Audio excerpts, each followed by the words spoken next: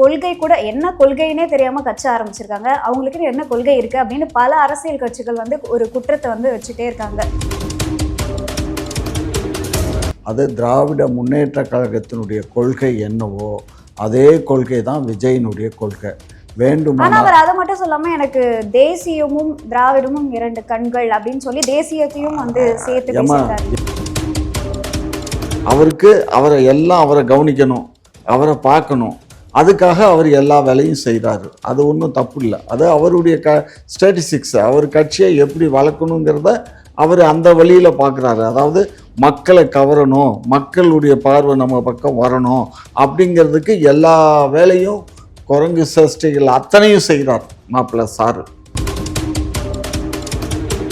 பல இதுகளை பார்த்துருக்கு. இதுதான் இந்த தமிழ்நாட்டுக்கான கட்சி, தமிழ் மக்களுக்கான கட்சி. உங்களை பார்த்து எல்லாரும் காப்பி அடிக்கிறாங்கன்னா அப்போ திமுகவுக்கும் மற்ற கட்சிகளுக்கும் என்ன வித்தியாசம் இருக்கும்? அவர் வந்து சிலர்கிட்ட கைவிட்டு பணம் வாங்கிக்கிட்டு எல்லாம் செய்கிறாரு அப்படிங்கிற குற்றச்சாட்டு இருக்கு. அதே யாரு குற்றச்சாட்டு வைக்கிறா?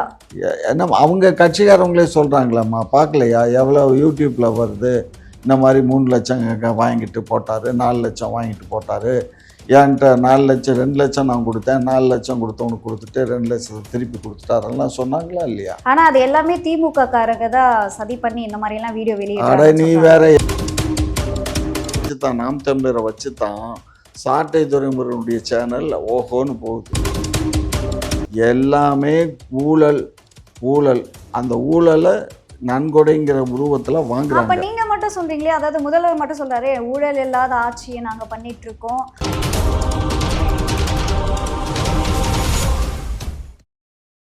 குக்கு செய்தி நேயர்களுக்கு வணக்கம். நான் உங்க தீபிகா. இன்றைய நிகழ்ச்சியின் சிறப்பு விருந்தினர் திமுகவின் மூத்த முன்னோடி முனைவர் காமாட்சி நாயுடு அவர்கள். வணக்கம். வணக்கம். இப்ப வந்து பாத்தீங்க அப்படின்னா சமீப காலத்துக்கு முன்னாடி வந்து அதாவது விஜய் அவர்கள் கட்சி ஆரம்பிக்கும் போது திமுகவை விமர்சிக்கல அப்படின்ற மாதிரி வந்து சொல்லிக்கிட்டே இருந்தாங்க. அதுக்கப்புறம் நடந்த நிகழ்ச்சி எல்லாம் வந்து திமுகவை விமர்சனம் பண்ணியிருந்தாரு. ஸோ இப்போ வந்து அவர் கொள்கையை அறிவிக்கல அப்படின்னு பேசிட்டு இருக்கீங்க. ஸோ ஒரு ஸ்ட்ராங்கான கொள்கையை மாநாட்டில் அறிவிப்பாருன்னு நீங்க நினைக்கிறீங்களா? இல்லை, கொள்கையை அறிவிக்கலன்னு யார் கேட்டா? இல்லை, நீங்க தான் நான் தொடர்ந்து வந்து இப்போ திமுகவா இருக்கட்டும், சீமான் அவர்களா இருக்கட்டும், யாரும் கேட்கல. அவர் கொள்கையை அறிவிச்சாங்கன்னா வேற ஏதாவது. ஏன்னா நீங்க அவரை வந்து என்ன சொல்றீங்கன்னா கொள்கை கூட என்ன கொள்கைன்னே தெரியாம கட்சி ஆரம்பிச்சிருக்காங்க. அவங்களுக்கு என்ன கொள்கை இருக்கு அப்படின்னு பல அரசியல் கட்சிகள் வந்து ஒரு குற்றத்தை வந்து வச்சுட்டே இருக்காங்க, ஒரு குற்றம் சாட்டிட்டே தான் இருக்காங்க. பாருங்க, ஒரு விஷயம் புரிஞ்சுக்கோங்க. எல்லா அரசியல் கட்சியும் ஒரே கொள்கை, அதை கொஞ்சம் அப்படியே மாடிஃபை பண்ணி தான் வரும். அது திராவிட முன்னேற்ற கழகத்தினுடைய கொள்கை என்னவோ அதே கொள்கை தான் விஜயினுடைய கொள்கை. ஆனா அவர் அதை மட்டும் சொல்லாம எனக்கு தேசியமும் திராவிடமும் இரண்டு கண்கள் அப்படின்னு சொல்லி தேசியத்தையும் வந்து சேர்த்து பேசியிருக்காரு. எப்பயுமே வந்து மாநிலத்தில் இருக்கக்கூடிய ஒரு கட்சி அகில இந்தியா கட்சியை அனுசரித்து தான், அகில இந்திய கட்சியே இல்லை, அகில இந்தியாவை அனுசரிக்கணும். இந்தியா என்பது ஒரு கண்டம், சரியா? இந்த கண்டத்தில் நம்ம இருக்கக்கூடிய ஒரு தமிழ்நாடுங்கிறது ஒரு பார்ட் ஆஃப் ஏரியா தான். இன்னும் பல ஏரியாக்கள், பல மாநிலம், 32 மாநிலங்களுக்கு மேலே இருக்குது. ஸோ அப்படிங்கும்போது எல்லாரும் ஒருங்கிணைந்து இருந்தால் தான் இந்தியாங்கிறதுல நம்ம சௌகரியமாக வாழ முடியும். அதனால் தேசியத்தையும் நம்ம இது பண்ணணும். எல்லா கட்சியும் தேசியத்தை யாரும் வெறுக்க மாட்டாங்க. அங்கே நடக்கக்கூடிய அரசியல் கட்சியை தாண்டா விற்பாங்க, பாஜக விற்பாங்க, காங்கிரஸை விற்பாங்க. ஆனால் தேசியம் என்பது அது ஒரு கூட்டு அமைப்பு. அது வந்து இந்தியாவை யாரும் வெறுக்கலை. அது தேசியங்கிறது இந்தியாவை யாரும் வெறுக்கலை. அவங்க கட்சியில் வெறுக்கிறாங்க. அது ஏற்புடையதான். ஒவ்வொருத்தரும் ஒவ்வொரு கட்சிக்கும் ஒவ்வொரு கொள்கை இருக்கும். இப்போ அதிமுகவுக்கு ஒரு கொள்கை இருக்குது, திமுகவுக்கு ஒரு கொள்கை இருக்குன்னா அதிமுக கொள்கையும் திமுக கொள்கையும் ஏறக்குறைய ஒன்று தான். கொஞ்சம் மாடிஃபிகேஷன் இருக்கும், சில சேஞ்சஸ் இருக்கும். அதே மாதிரி இப்போ நான் கூட ஒரு அரசியல் கட்சி ஆரம்பிக்கும் போது திமுகவுடைய பைலாவை பார்த்து தான் நாங்களும் போட்டோம். அது மாதிரி தமிழகத்தில் இருக்கக்கூடிய எல்லா அரசியல் கட்சிகளையும் பேசிக் ஒன்று தான், பைலாங்கிறது ஒன்று. அதுக்கு வந்து இந்த மாதிரி தான் பைலா இருக்கணும்னு சொல்லிட்டு தேர்தல் கமிஷனும் ஒரு முன் வடிவம் கொடுக்குறாங்க. அந்த முன் வடிவத்தை ஃபாலோ பண்ணும்போது ஏறக்குறைய திராவிட முன்னேற்ற கழகம் வரும். காரணம் என்னன்னா 1949 அந்த கட்சி ஆரம்பிக்கப்பட்டது. அதுதான் சீனியர். அதுக்கு முன்னாடி கம்யூனிஸ்டுகள் இருக்கலாம், அவங்களுக்கெல்லாம் அகில இந்திய அளவில் வந்து கொள்கை இருந்ததே தவிர மாநில அளவுக்கு அவங்களுக்கு கொள்கை இல்லை. இப்போ இது எல்லாமே ஒரே மாதிரி தான் இருக்கும் அப்படின்னு சொல்றீங்க. ஆமா ஆனா ஆமா சீமான் மட்டும் அது எப்படி ரெண்டும் ஒண்ணாகும் அப்படின்னு ஒரு கேள்வி ஏமா கேட்கிறாரு. சீமானை பொறுத்த மட்டிலும் ஒரு என்ன வரட்டு வேதாந்தி, வரட்டுத்தனமாக எதையாவது பிடிச்சிக்கிட்டு தொங்கணும், மக்கள் அதை பார்க்கணும். அதாவது சில நேரங்களில் குரங்கு பார்த்தீங்கன்னா ஒரு இதை பிடிச்சிக்கிட்டு இங்கேருந்து அங்கேருந்து தாவிட்டு இருக்கோம். நீங்கள் என்ன பண்ணுவீங்க, ரோட்டில் அது தெரிஞ்சால் சூன்ட்டு பற்றி விட்டு பேசாமல் போவீங்க, மேலே அங்கேயும் எங்கேயும் தெரிஞ்சால் பார்த்துக்கிட்டே போவீங்களா இல்லையா? அது மாதிரி தான் அவருக்கு அவரை கவனிக்கணும், அவரை பார்க்கணும், அதுக்காக அவர் எல்லா வேலையும் செய்கிறாரு. அது ஒன்றும் தப்பு இல்லை. அது அவருடைய ஸ்டாட்டிஸ்டிக்ஸ், அவர் கட்சியை எப்படி வளர்க்கணுங்கிறத அவர் அந்த வழியில் பார்க்குறாரு. அதாவது மக்களை கவரணும், மக்களுடைய பார்வை நம்ம பக்கம் வரணும் அப்படிங்கிறதுக்கு எல்லா வேலையும் குரங்கு சேஷ்டைகள் அத்தனையும் செய்கிறார் மாப்பிள்ளை சாரு. இப்போ இன்னொரு விஷயம் என்ன அப்படின்னு பார்த்தீங்கன்னா, நிறைய பேர் வந்து என்ன தாவேக்கா வந்து இன்னும் வந்து தேர்தலுக்கான அறிக்கை எதுவுமே வெளியிடாம இருக்காங்க அப்படின்ற ஒரு கேள்வி வைக்கும்போது, ஒரு சில பேர் என்ன சொல்றாங்கன்னா, திமுக எப்போ வந்து அறிக்கையை வெளியிடுறாங்களோ அதை பார்த்து காப்பி அடிச்சு தான் அவங்களும் வந்து பேசுவாங்க அப்படின்ற மாதிரி சொல்றாங்க. இதை பத்தி உங்களோட கருத்து? நான் தான் சொல்கிறேனே, திமுகவை பார்த்து தான் பைலாலேருந்து எல்லாமே திமுக தான். ஏன்னா காரணம்னா இது தேர்தல் அறிக்கை கூட திமுக ஆமாடா, இது 1949 ஆரம்பிக்கப்பட்ட அரசியல் கட்சி. பல இதுகளை பார்த்துருக்கு. இதுதான் இந்த தமிழ்நாட்டுக்கான கட்சி, தமிழ் மக்களுக்கான உங்களை கட்சி. பார்த்து எல்லாரும் காப்பி அடிக்கிறாங்கன்னா அப்போ திமுகவுக்கும் மற்ற கட்சிகளுக்கும் என்ன வித்தியாசம் இருக்கும்? மூலக்கூறுங்கிறது திமுகன்னு வச்சுக்கடாமா. திமுக அதுல இருந்து மறி அப்படி இப்படியே கொஞ்சம் கொஞ்சமா எடுத்துக்குவாங்க. சரியா? அது தப்புன்னு நம்ம சொல்ல இயலாது. தப்புன்னு எப்படி சொல்ல இயலும்? இப்போ ஒரு திரைப்படம் எடுக்கிறாங்க, ஒரு திரைப்படம் வந்து அந்த படத்தை பார்த்த உடனே இது அந்த காலத்தில் எம்ஜிஆர் நடித்த படம் மாதிரி இருக்கே அப்படின்னு சொல்லுவாங்க. அதுக்காக இது எம்ஜிஆர் படத்தை மனசுக்குள்ளே வச்சு அவன் எடுத்துருக்க மாட்டான். இவன் அந்த கதை வாசனை எழுதி இவன் எடுத்திருப்பான். ஆனால் அது மாதிரி இருக்கும் சாயல். இப்போ ஒன்றை பார்ப்பாங்க, ரோட்டில் இன்னொரு பொண்ணை பார்ப்பாங்க, இது அந்த தீபிகா மாதிரி தெரியுதே அப்படின்னு சொல்கிறாங்களா இல்லையா? அது மாதிரி தான் இது. பட் இருந்தாலும் என்ன அப்படின்னா, அவங்க என்ன சொல்கிறாங்கன்னா, நாங்கள் வந்து திமுகவை ஒழிப்போம், திமுக மாதிரி ஆட்சி பண்ண மாட்டோம், திமுக ரொம்ப மோசமாக பண்ணிட்டு இருக்கு அப்படின்றப்ப கொள்கையும் அதாவது அறிக்கையும் வந்து வேற மாதிரி இருந்தால் தான் மக்கள் அக்செப்ட் பண்ணுவாங்க இல்லையா? ஏம்மா, நாங்கள் என்ன அறிக்கை தயார் பண்ணுறோமோ அந்த அறிக்கையை ஒட்டி அதுக்கு எதிராக என்ன தயார் பண்ணணும், அதில் என்னென்ன செய்ய இயலாதது இருக்கோ, எல்லாம் செய்ய முடியுமோ அந்த மாதிரி ஐட்டங்களை மாத்திரம் எடுத்து செய்வாங்கடா.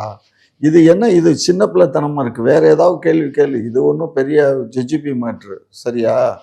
இது அவங்க காப்பி அடித்தான்னா காப்பி அடிக்கல என்ன, அவங்களா எழுதுனா கூட பார்க்குறவங்களுக்கு பார்வைக்கு என்ன தெரியும், இது திமுகவுடைய தேர்தல் அறிக்கை மாதிரி தான் இருக்குது அப்படின்பாங்க.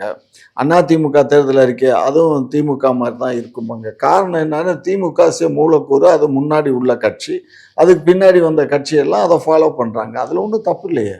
தாவேக்காவுடைய கட்டமைப்புகளை எப்படி பார்க்குறீங்க? அந்த கட்சியுடைய கட்டமைப்புகள்லாம் எப்படி பார்க்குறீங்க? ஏன்னா வந்து வேட்பாளர்கள், அதாவது ஒவ்வொரு தொகுதிக்கும் யார் யார் நிற்க வைக்கணும், அதற்கான வேட்பாளர்களை தயார் பண்ணுற நிலையெல்லாம் வந்து பண்ணிட்டு இருக்காங்க. ஸோ இதை பற்றி உங்களோட கருத்து? இல்லைடாம்மா, அங்கே அந்த தாவேக்கால வந்து நிர்வாகிகள் வந்து நியமிக்கிறதுலையே பெரிய பிரச்சனைகள்லாம் ஓடுது.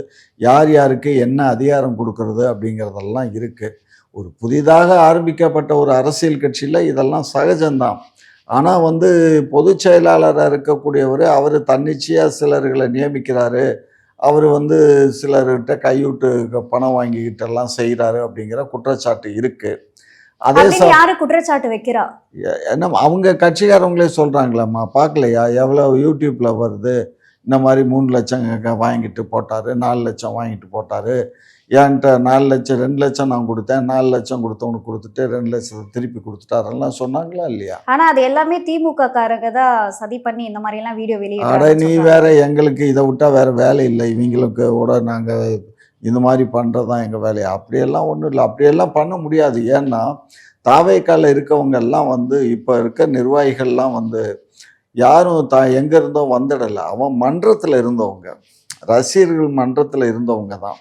இப்போ என்ன பிரச்சனை அங்கே ஓடிக்கிட்டு இருக்குன்னா, ரசிகர்களுக்கு பொறுப்பு கொடுக்கறதா, தியேட்டர் ஓனர்களுக்கு பொறுப்பு கொடுக்கறதா? இப்போ தியேட்டர் ஓனர்களுக்கு பொறுப்பு கொடுத்தா நிறைய பணம் காசு செலவு பண்ணுவாங்க, தொண்டர்களுக்கு பணம் கொடுத்தா இவன் சும்மா ஒரு போஸ்டர் அடிப்பான், அதை ஒட்டுவான், அவ்வளவுதான். நான் கூட கேள்விப்பட்டேன், ஏதோ ஒரு என்னன்னு தேட்டர் கேள்விப்பட்டீங்க? ஓனர் வந்து தூத்துக்குடி தான ஒரு தேட்டர் ஓனர் மட்டும் குறைஞ்சபட்சம் 40 லட்ச ரூபா செலவு பண்ணி மாநாட்டுக்கு ஆட்களை அழைத்துட்டு வர போறாரு அப்படின்னு. இது மாதிரி கிட்டத்தட்ட ஒரு 20 30 மாவட்டங்கள்ல 40 லட்சம் 50 லட்சம் செலவு பண்ணி தேட்டர்காரங்களால தான், அவங்களால தான் அந்த பணத்தை எழ முடியும். அந்த வசதியான ஆட்களாக தான் தேட்டர் வச்சு நடத்துவான், அதனால செய்கிறானுங்க. தொண்டை அவன் பாவம் எங்கே போவான்? அவன் வருஷமெல்லாம் அவர் கட் அவுட்டுக்கு பாலை ஊற்றியிருப்பான், அவர் இதுக்கு வந்து மாலையை போட்டிருப்பான், ஒரு பட்டாசை வச்சுருப்பான். அதான் அந்த தொண்டர்களால் இயலும்.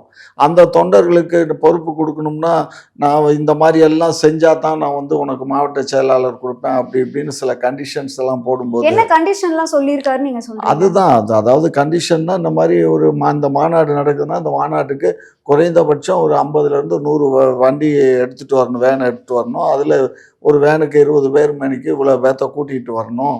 நீங்கள் அவங்களுடைய சாப்பாட்டு செலவு, வண்டி போகிற செலவெல்லாம் நீங்கள் தான் பார்த்துக்கணும். தலைமையிலேருந்து பணம் கொடுக்க மாட்டோம். அதுக்கு எந்த அளவுக்கு நீங்கள் வசதி வாய்ப்புகளை ஏற்படுத்திக்கணுமோ இப்படி தான் கண்டிஷன்ஸ் எல்லா அரசியல் கட்சியிலையும் பண்ணுறது தான் அது. பட் இவங்க இதில் கொஞ்சம் ஓவராக பண்ணுறாங்க.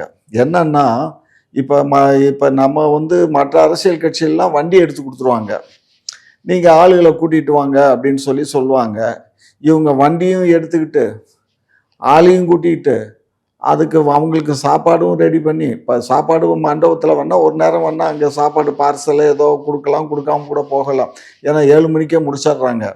4 மணிக்கு ஆரம்பித்து 4:30க்கு ஆரம்பித்து 7 மணிக்கு முடிக்க போகிறாங்க. அப்படி முடிக்க போகும்போது சாப்பாடு கொடுக்க வேண்டிய அவசியம் இருக்காது. பட் ஆனால் வெளியூர்லேருந்து ரொம்ப தூரத்துலேருந்து வர்றவன் நைட்டு சாப்பாடு வேணும்ல, எப்படி மத்தியானம் சாப்பாடு வேணும், எல்லாருமே காலையிலே கிளம்பி வாங்கங்கிறான். காலையில் கிளம்பி வந்தாக்க மத்தியானம் சாப்பாடு வேணும், அதுக்கப்புறம் நைட்டு சாப்பாடு வேணும், 2 வேளை சாப்பாடு வேணும். அப்போ அந்த மாவட்ட செயலாளர் எத்தனை வண்டி எடுத்து வரானோ அத்தனை வண்டிக்கு இதெல்லாம் நான் பண்ணது தான். அதனால் எனக்கு தெரியும் இது பூரா. அப்ப இது எல்லாமே மாவட்ட செயலாளர்கள் வந்து அவங்க சொந்த காசை போட்டு தான் எல்லா விஷயம் பண்ணிட்டு சொந்த இருக்காங்கன்னு காசை சொல்றீங்க. போடுவான், இல்லைன்னா வசூல் பண்ணுவான். சரி, பொறுப்பு கேட்குறாங்கல்ல, ஊழல் ஆரம்பிக்கிறது இப்படி தாண்டா கண்ணு. மாவட்ட செயலாளருக்கு இந்த மாதிரி ஒரு பேர்டன் கொடுக்குறாங்க. அப்போ அவர் என்ன செய்வார்? அவர் கீழே ஆட்களை நியமிக்கிறாருன்னு வச்சுக்கோ. மாவட்ட செயலாளர், துணை மாவட்ட செயலாளர், பொருளாளர், அது இதுன்னு பொறுப்படையில் இந்தா நீ 1 லட்சம் கொடு, 1 லட்சம் கொடுன்னு அவங்கள்ட்ட காசு வாங்குவார். அப்படி காசை வாங்கலைன்னு கூட வச்சுக்கோ. எப்பா இந்தாப்பா நீ ஒரு 10 வண்டி எடுக்கோ, நீ ஒரு 5 வண்டி எடுத்துக்கோ, நீ ஒரு 10 வண்டி எடுத்துக்கோ, இப்படி பிரிச்சு. அப்போ அவன் என்ன பண்ணுவான்? அவன் காசுக்கு என்ன பண்ணுவான்? கண்ணு, எல்லாருமே இன்னைக்கு இருக்கக்கூடிய ஒரு பொருளாதார ரொம்ப இக்கட்டான சூழ்நிலை தான் இன்னைக்கு இந்தியாவில் நிலவிக்கிட்டு இருக்கு. அப்படிப்பட்ட சூழ்நிலையில் இவ்வளோ பெரிய மாநாடை வச்சு இவங்க மாநாட்டு திடலை போடு, அதை போட, இதை போட, அவர் பணம் வாங்குறாரோ வரலையோ அவருக்கு செய்யறதுக்கு பெரிய கம்பெனிஸ் இருக்கு. இப்போ ஆந்திரா கம்பெனி தான் இதில் பண்ணி கொடுத்தாங்கன்னு எல்லாரும் சொன்னாங்க. இப்போ வந்து ஏதோ அமெரிக்கா மிஷன் இதிலேருந்து கேத்தலிக்ஸ்லேருந்து அவங்க பண்ணுறதாக சாமியார்கள்லாம் சேர்ந்து ஒரு பெரிய இந்தியாவில் பெரிய ஒரு ஃபண்டை ரைஸ் பண்ணி ஒரு 200 கோடிக்கு அதை ஏற்பாடு பண்ணுறாங்க அப்படின்னு கேள்விதான். இந்த விஷயங்கள்லாம் உங்களுக்கு எப்படி தெரிய வந்தது? எனக்கு தெரியும்ல. நீங்கள் எப்படின்னா, அதாவது நான் வந்து ஆற்றுல மீன் பிடிச்சிட்ருக்கேன் தூண்டில் போட்டு. தூண்டிலில் அப்படி புழுவை வச்சு தூண்டில வீசுகிறேன். அந்த மீன் வந்து அந்த தூண்டில கடிக்கும்போது, அந்த புழுவை கடிக்கும்போது தூண்டில் உள்ளே இழுக்கும். அப்போ நான் சுண்டிடுவேன். அது மாதிரி தான். அப்ப திமுக என்னெல்லாம் பண்ணுச்சோ அதுதான் தாவேக்காவும் பண்ணுது அப்படின்னு சொல்றீங்க. திமுக நாங்களும் இதுதான் எல்லா கட்சியும் இதுதான் பண்ணுவாங்க. திமுக என்ன, அண்ணா திமுக என்ன, தாவேக்கா என்ன, இந்த நேத்தி கூட தான் வெடைக்க பேசுகிறாரு நம்ம சாட்டை துரைமுருகன். 1000 பேர் மாதத்துக்கு 1000 ரூபா கொடுத்தா 10 லட்சம் ரூபா ஆச்சு. நம்ம கட்சிக்காக நீ கொடுன்னு யார்ட்டையும் போய் நம்ம பிச்சை எடுக்க வேண்டிய அவசியம் இல்லை. ஏன் நீங்கள் இதுவரை வந்து ஒரு 1000 பேர் நம்ம கட்சியில் ஒரு 1000 ரூபா கொடுக்குற அளவுக்கு ஒன்று சேரக்கூடாதா? வெறும் 220 பேர் 250 பேர் தான் இதுவரை சேர்ந்துருக்கீங்க. நான் வந்து நீ மாத்திரம் யோக்கியமானு கேட்குறீங்க. ஆனால் நான் சாட்டை சேனல்லேருந்து மாதம் 2000 ரூபா நான் கொடுக்குறேன் அப்படின்னு பேசுகிறாரு. புரியுதா? தாவேக்காவை சீமானுடைய கட்சி இருக்க அதை வச்சு தான், நாம் தமிழரை வச்சு தான் சாட்டை துரைமுருகனுடைய சேனல் ஓஹோன்னு போகுது. மாதம் குறைந்தபட்சம் 8லேருந்து 10 லட்சம் ரூபா சம்பாதிக்கிறாரு. அவர் 2000 ரூபா கொடுக்கறத பெருசாக அந்த கூட்டத்தில் பேசுகிறார். அவர் முடிஞ்சால் ஒரு ஒரு ஒரு மாதம் 1 லட்ச ரூபா கூட கொடுக்கலாம். அந்த அளவுக்கு தான் அவருக்கு வருமானம் வருது. அவரு ரூ. 2000 நான் குடுக்குறேன்னு பெருமையா அந்த கூட்டத்தில பேசினார், நான் கேட்டேன். அது மாரி ஒவ்வொரு அரசியல் கட்சியிலும் மக்கள்ட்ட தான், அதாவது இவங்க தொண்டன கேட்பான். தொண்டன் எங்கேருந்து குடுப்பான்? மக்கள்ட்ட தான் போய் கேட்பான். ஒரு கடையில போய் கேட்பான். ஒரு ஒரு டீ கடையோ, இல்ல வெத்தல கடையோ, ஏதோ ஒரு கடைகள்ல போவான். ஒரு ஒரு புக்க ஒண்ணு அடிச்சு வச்சுக்குவான். ரசீது புஸ்தகம். இந்த மாரி மாநாட்டுக்கு நன்கொடை குடுங்கன்னு போய் கேட்பானுங்க. இதெல்லாம் நடக்கும்டா, சகஜம். அதனால இத நம்ம தவறுன்னு சொல்ல இயலாது. ஆனா இத இந்த சுமைய அந்த மாவட்ட செயலாளர் தாங்க இயலாது. அதனால அவனுங்கெல்லாம் ஏதாவது எதிர்பார்த்து வர்றான். ஒரு மாவட்ட செயலாளர் வர்றான்னா, எப்படி 2026ல நம்ம கட்சி ஆட்சிக்கு வந்துரும், நம்ம அத சம்பாரிச்சுக்கலாம் அப்படிங்கிற எண்ணத்துல தான் வர்றான். எந்த ஒரு மனுஷனும் ஒரு அரசியல் கட்சிக்கு வர்றான்னா, ஒண்ணு பாதுகாப்பு கருதி வரலாம். இல்ல அப்படின்னா வருவாய் வரும் அப்படிங்கிற எண்ணத்துல தான் வர முடியுமே தவிர, மக்களுக்கு சேவை செய்றேன் அப்படிங்கிற எண்ணங்கள்லாம் எப்பயுமே இல்ல. அப்ப எந்த கட்சிக்கும் நீங்க நல்லது எல்லா அரசியல் கட்சிக்கும் இது பொருந்தும்.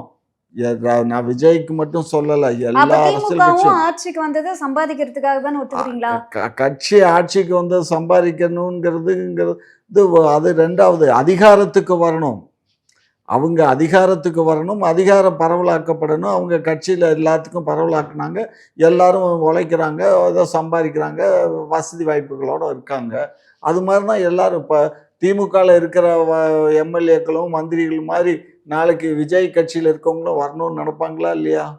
அதே மாரி அதிமுகல எத்தனை பேர் கஞ்சிக்கு செத்து போயிருந்தாங்கன்னு எனக்கு தெரியும்.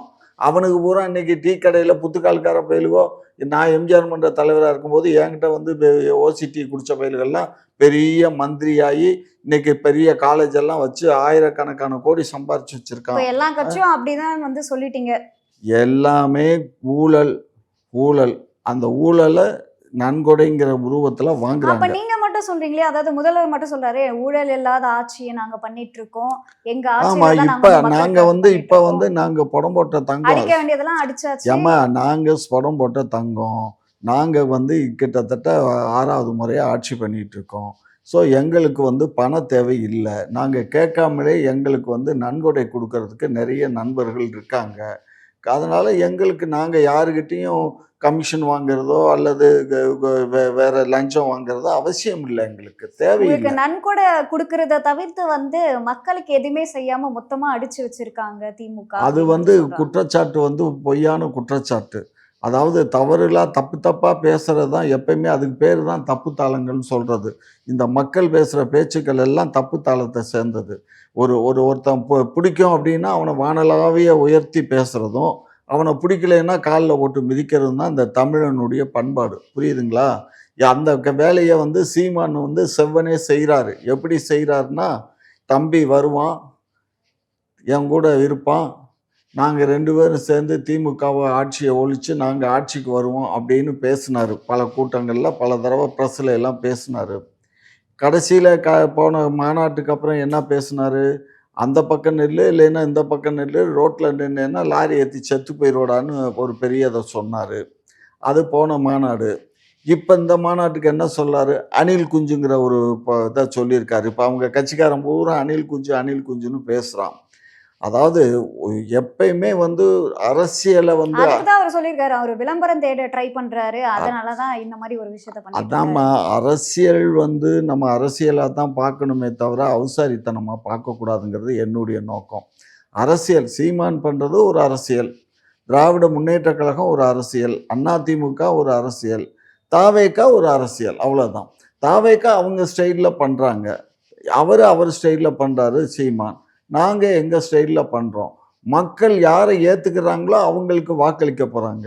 மக்கள் வாக்களிச்சா தான் நாங்க ஆட்சிக்கு வர முடியும். நாங்களா இருந்தாலும் சரி, தாவேகாவா இருந்தாலும் சரி, திரு சீமான் அவர்களா இருந்தாலும் சரி, அல்லது எடப்பாடியா இருந்தாலும் சரி, யாராக இருந்தாலும் மக்கள் வாக்களிக்கலைன்னா வர இயலாது. அப்ப மக்களுக்கு யார் மனசுல எதப்படுதோ அவங்க தான் ஓட்டு அடிப்பாங்க. இப்போ பேசுறது வைக்கிறதெல்லாம் 0.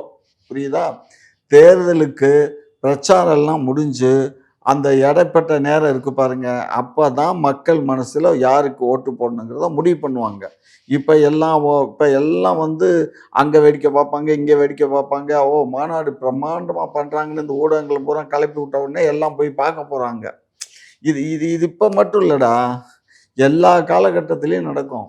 சரியா? ஜெயலலிதா அம்மா ஆனா எந்த ஒரு மாநாட்டிலயுமே வந்து நாளைக்கு மாநாடுனா இன்னைக்கு நைட்டே வந்து மாநாட்டுல கூடுற மாதிரி மக்கள் கூட்டம் கூடல இல்லையா? யார் சொன்னா? நாங்க வந்து தமிழ் மாநில காங்கிரஸ்ன்னு ஒண்ணு காங்கிரஸ்லேருந்து பிரிஞ்சு மூப்பனார் ஆரம்பிச்சாங்க. அப்ப நாங்க அவர் கூட மூப்பனார் கூட இருந்தேன். சரிங்களா? நாங்க ஒரு மாநாடு திருச்சியில போட்டோம். திருச்சியில மாநாடு போட்டோம்டா. ஒரு ஊர்வலம் வச்சு மாநாடு. நான் திருச்சியில டோல்கேட்ல ஒரு ஸ்டேஜில நானு, மூப்பனாரு, இப்ப இன்னொரு 2 தம்பி. அப்ப வந்து இளைஞர் காங்கிரஸ்ல இருந்த ஒரு தம்பி. நாங்க ஒரு 3, 4 பேரு. அவங்கள எல்லாம் வரவேற்பு பண்ணி மைக்ல உரையாற்றிட்டே இருந்தோம். சரியா? கூட்டம்னா கூட்டம் அந்த அளவு கட்டுக்கடங்காத கூட்டம். அவ்வளோ இதுல பயங்கரமான குடும்பம் கூட்டம். குடும்பமா வந்துகிட்டு இருக்காங்க. நேத்து கூட ஒரு அம்மா வந்து சொல்லியிருந்தாங்க, என் குழந்தை வந்து என்ன இன்னைக்கு கூட விஜய் சார் வரலையா? அப்படின்னு சொல்லி கேட்டதாவும், அந்த மாதிரி குழந்தைங்களே அவ்வளோ ஆர்வம் அதுதான்டா காட்டி சின்ன குழந்தைகள்லாம் சினிமால பார்க்குறாங்கல்ல செல்லம். இப்ப உனக்கே வந்து அவர் மேல ஆசை வருதா இல்லையா? பார்க்கணும்னு. நான் பார்க்கணும்னு நினைக்கிறேன். நினைக்கிற இல்ல. அதுதான். அது எதனால நினைக்கிற? திரைப்படத்துல பார்க்குற. அது அந்த திரைப்படத்துல அவர் ஹீரோவா வேஷம் போட்டு நடிக்கிறாரு. பல பேர அடிக்கிறாரு, மிதிக்கிறாரு. இதெல்லாம் வந்து ஒரு திரைப்பட காட்சியில பார்த்த உடனே, "ஓ! இவ்ளோ பெரிய ஹீரோவா? இவரா? அவரா?" அப்படிங்கிற ஒரு இமேஜினேஷன். அதாவது இத வந்து எல்லாத்துக்கும் இருக்கும். உனக்கு மட்டும் இல்ல. எல்லாத்துக்குமே இந்த எண்ணம். அந்த எண்ணத்தினால தான் அவங்க எல்லாம் வர்றாங்க பார்க்கணும்னு சொல்லி. அவ்வளோதான். அதுக்கப்புறம் தான் தெரியும். இதோ புஷ் இவ்வளோதானா? சரி, நீங்க வந்து இப்போ ஜெயலலிதாவ வந்து அந்த இமேஜ் கெட்டு போகாம இருக்கணுங்கிறதுக்காக தானே ஆஸ்பத்திரியில இருக்கும்போது அந்த ஃபோட்டோவோ, அத பூரா கேமரா பூரா அப்புறப்படுத்துனாங்க. ஏன்னா, அந்த அம்மா ஒரு இராணுவ பலத்தோட இருந்த அம்மா. சரியா? அத வந்து நோய்வாய்ப்பட்டு ஆஸ்பத்திரியில படுத்திருக்க மாரி காட்டுனோம்னா, அது ஒரு அந்த இமேஜ் கெட்டு போயிரும். நாளைக்கு அவங்க சரியாயி வெளியில வந்தாங்கன்னா, அவங்களுடைய இமேஜ் என்ன ஆவுறது? அப்படிங்கிற எண்ணத்தினால தான் அத காட்டல. புரியுதுங்களா? இது மாரி ஒவ்வொருத்தரும் நெனப்பாங்க. ஆனா, இவருடைய இமேஜ் கெட்டு போணும், வைக்கணும்னா, இது வந்து பெரிய விஷயமே இல்ல. அவங்கவங்க கட்சிய தொண்டர்கள வச்சு தான்டா கட்சி. தொண்டன் சரியா இருந்தான்னா, தலைவன் சரியா இருப்பான். தலைவன் சரியா இருந்தா, தொண்டன் சரியா இருப்பான். 2ம் 2ஓட சங்கிலியில இழுத்து மாட்டுன மாரி தான். இவன் ஒரு நெனப்பு நெனச்சான்னா, தலைவர் ஒண்ணு நெனச்சாருன்னா வழங்காது. 2 பேரும் ஒரு நேர்கோட்டுல பயணிக்கணும். அப்பதான் அது ஆட்சிக்கு வர முடியும். 2வது ஆட்சிக்கு வரணும் அப்டின்னா, நெறைய உழைக்கணும். சும்மா வந்து அப்ப விஜய் அவர் வந்து உழைக்கவே இல்லன்னு அடேய் சொல்றீங்க. எம்ஜிஆர் பண்ணாரு. எம்ஜிஆர் வந்துட்டாருன்னு 77ல எம்ஜிஆர் வந்த மாரிங்கிறாரு. எம்ஜிஆர் சும்மா வந்துரலடா. 1957ல இருந்து திராவிட முன்னேற்றக் கழகத்துல உறுப்பினரா இருந்து ரொம்ப பிரச்சாரங்கள் பண்ணாரு. அதுக்கப்புறம் எம்எல்ஏவா திமுகலயே எம்எல்ஏவா இருந்தாரு. எம்எல்ஏவா இருந்துட்டு அதுக்கப்புறம் கட்சியிலயும் பொருளாளரா இருந்தாரு. ஒரு சீஃப் மினிஸ்டரே தேர்ந்தெடுக்கிறது நிலைக்கு இருந்தாரு. அப்படியெல்லாம் இருந்தாரு. மக்களுக்கு நிறைய சேவைகள் செய்தாரு. கொஞ்சம் நெஞ்சம் இல்ல. அவர் வீட்டுக்கு போனவங்க யாரும் சாப்பிடாம வெளியில வந்ததில்ல. அந்த மாரி எல்லாம் பண்ணுவாரு. அவர் வீட்டு கதவு திறந்தே தான் இருக்கும். ஆஸ் எ சீஃப் மினிஸ்டர் புரிஞ்சுக்கோங்க. அந்த அளவுக்கு எல்லாம் இருந்தது. ஆகையினால தான் அவர் சைன் பண்ண முடிஞ்சுச்சு. அது மாரி எல்லாரும் வந்துர முடியும் அப்படின்னா, எல்லாம் எம்ஜிஆர் ஆயிட முடியும். எல்லாமே அண்ணாவாயிர முடியும்னா, அண்ணாவுடைய அவர பெர்னாட் ஷா, தென்னாட்டின் பெர்னாட் ஷான்னு சொல்லுவாங்க. கேள்விப்பட்டிருக்கீங்களா? அவருடைய ஆங்கில புலமை. அவர் வந்து பா பார்லிமென்ட்ல ஆங்கிலத்தில உரையாற்றினது, வெளிநாடுகள்ல அவர் பேசுனதெல்லாம் புக்கு வந்திருக்கு. அத படிச்சு பாருங்க. அதனால தான் அவர தென்னாட்டின் பெர்னாட் ஷான்னு சொல்லி அண்ணாவ சொன்னாங்க. அவ்வளோ பெரிய ஒரு பேச்சாளர் அவரு, எழுத்தாளரு. அவ்வளோ அவரு திரைப்படத்துக்கு கதை வசனங்கள் எழுதியிருக்காரு. அதே ஓரிரவோ ஏதோ ஒரு படத்துக்கு ஒரு ராத்திரியோட ராத்திரியா எழுதி குடுத்தாராம். அப்படி திறமையானவங்கடா கண்ணு அவங்கெல்லாம்.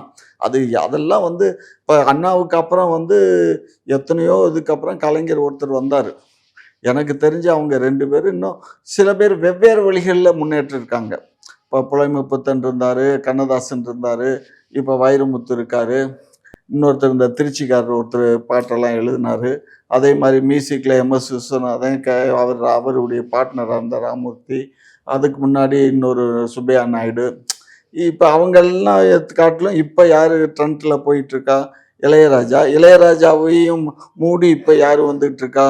இன்னொரு தம்பி இளையராஜா கிட்டேயே வாய்ச்சிட்டு இருந்தாரு, கீபோர்டு வாய்ச்சாரு. ஏஆர் ரஹ்மான். இப்போ ஏஆர் ரஹ்மானையும் மூடிக்கிட்டு இன்னொருத்தர் வந்து இப்போ விஜய் இவர் படத்துக்கு மியூசிக் போட்டிருக்காருல, அவருடைய கொழுந்தியா மகன் கோபிரதரோட சன்னு தான். ஜிவி பிரகாஷ் சொல்றீங்க?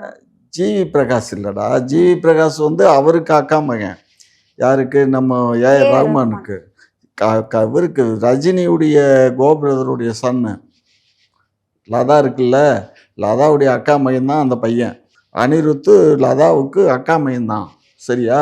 அவன் தான் இப்போ இந்த படத்துக்கு, கூலி படத்துக்கு மியூசிக் டைரக்டர். இன்னைக்கு அவன் தான் நம்பர் 1ல் போயிட்டுருக்கான். நிறைய படங்கள் அவன் தான் பண்ணிக்கிட்டு இருக்கான். ஸோ நான் எதுக்கு சொல்கிறேன்னா, ஒவ்வொரு காலகட்டங்கள்லையும் மாறும், அரசியல்லையும் மாறும். இந்த மாதிரி அத்திபுத்தார் போல தான் பெரிய ஆட்கள் வருவாங்க. இப்போ இளையராஜா வந்து இன்றைக்கும் அவரை பீட் பண்ண இயலாது. இளையராஜா அவர் ஒரு ஸ்டைலு, ஏஆர் ரஹ்மான் ஒரு ஸ்டைலு, ஜிவி பிரகாஷ் ஒரு ஸ்டைலு. இதுக்கு முன்னாடி பார்த்தீங்கன்னா அப்போ வந்து ட்ரெண்ட் மாறிக்கிட்டே இருக்கும். அதே மாதிரி இப்போ அதிமுக திமுக இல்லாம அடுத்து ட்ரெண்ட் வரும் இல்லையா? வராது இல்லை. ஏன்னு கேளு. இப்போ வந்து இளையராஜா இன்னும் சைன் பண்ணிட்டு தானே இருக்காரு. இளையராஜா ஃபீல்ட் அவுட் ஆகலையே. இளையராஜா வந்து இன்னைக்கு கிட்டத்தட்ட 1 லட்சமோ என்னமோ பாட்டுக்கு அவர் தான் இசை அமைச்சிருக்காரு. இன்னும் அவர் ஃபீல்டில் தான் இருக்கார். சிம்பனி இசை இப்போ தான் லண்டனில் போய் வாங்கி இது பண்ணிட்டு வந்தார். ஸோ அது மாதிரி அவருக்குன்னு இன்னும் மார்க்கெட் குறையிலையே. அவர் மார்க்கெட்டு இருக்குது, ஜனப்பெருக்கம் ஆயிடுச்சு. அதனால் இவங்களுக்கும் சான்ஸ் கிடைக்குது, அவ்வளோதான். அதனால் விஜய் வந்து உடனே சீஃப் மினிஸ்டராக வந்துடுவார் அப்படிங்கிற கனவு வேண்டாம். நான் இப்போ சொல்கிறேன், நீங்கள் நல்லா எழுதி வச்சுக்கோங்க. 8லேருந்து 10% வந்தால் பெரிய விஷயம். அதுக்குள்ளே தான் வர இயலும். தனிச்சு நின்றா. கூட்டணியில் போய் நின்றாருன்னு சொன்னால் கொஞ்சம் ஓட்டு வித்தியாசங்கள் இருக்கும். ஆனால் அதே இது வந்து அதிமுக கூட இவர் கூட்டணி போவார் அப்படிங்கிற ஒரு பேச்சு அடிபடுது. ஆனால் 100க்கு 100 அவர் போக மாட்டார். காரணம் என்னன்னா, அதிமுக கூட போனாக்க பாரதிய ஜனதா கட்சியோட கூட்டணி அங்கே இருக்குது. அந்த கட்சியில் கூட்டணின்னு இவர் போனாருன்னு சொன்னால், இவர் ஏற்கனவே இவருக்கு வந்து இன்னைக்கு கிறிஸ்துவ மிஷினரிஸ் தான் இவரை இயக்கிக்கிட்டு இருக்கு. நான் மட்டும் சொல்லலை, அதுதான் உண்மை, புரிஞ்சுக்கோ. அதனால கிறிஸ்துவ மிஷினரிஸ் இயக்குது, கேத்தலிக்ஸு தான் இயக்கிக்கிட்டு இருக்காங்க. அதுக்கு வந்து இவங்களுக்கு கிறிஸ்துவன்னா பிடிக்காது, முஸ்லீம்னா பிடிக்காது பாரதிய ஜனதாவுக்கு. அப்படி இருக்கும்போது அந்த கட்சியோட கூட்டணி சேர முடியாதுங்கிறது என்னுடைய தீர்க்கமான முடிவு. அங்கே கூட்டணி போகாது. அவர் தனிச்சு தான் நிற்பார். இந்த லெட்டர் பேடு கட்சியிலெல்லாம் கூப்பிட்டு வச்சுக்கிட்டு வேணால் நிற்கலாம், புரியுதா? ஆனாலும் அவருடைய ஓட் பேங்க்கு இவ்வளவு தாங்கிறது. இதுவே ஹையஸ்ட்டாக நான் சொல்லியிருக்கேன். லோயஸ்ட்டுன்னு சொன்னோம்னா 4 to 6, அவ்வளோதான். 4 to 6, 8 to 10, அவ்வளோதான். இந்த இதுக்குள்ளே தான் வர முடியும். இதை மீறி தலைகீழாக நின்றால் கூட வர இயலாது, புரிஞ்சுக்கோங்க.